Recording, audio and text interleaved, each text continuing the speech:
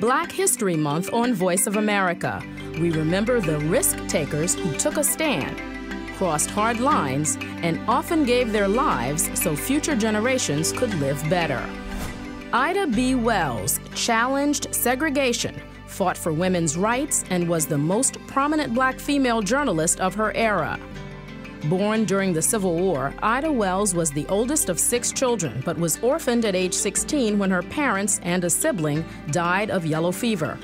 To support the family, Wells took a teaching job in segregated Memphis, Tennessee.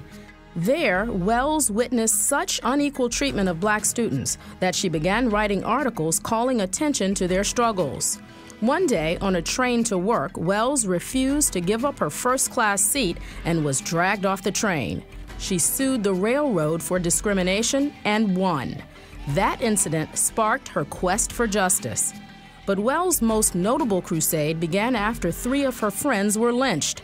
She documented and exposed the realities of lynching and persuaded people to leave Tennessee. Threatened with violence, Wells was forced out of Memphis and moved to Chicago. These events didn't stop Wells. Instead, they inspired decades of activism, books, articles, and speaking against Southern atrocities against Blacks. And by this time, her investigative journalism attracted audiences in Europe. In 1895, Wells married prominent Chicago attorney Lee Barnett, and while raising their growing family, she still found time to start reform groups for women and Blacks. In 1909, she became a founder of the NAACP. She also marched in the 1913 March for Universal Suffrage in Washington, D.C. Her fearless crusade for equality for Black Americans continued until her death in 1931.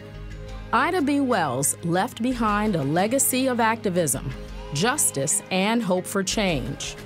Voice of America remembers a fearless risk-taker in Black history, Ida B. Wells.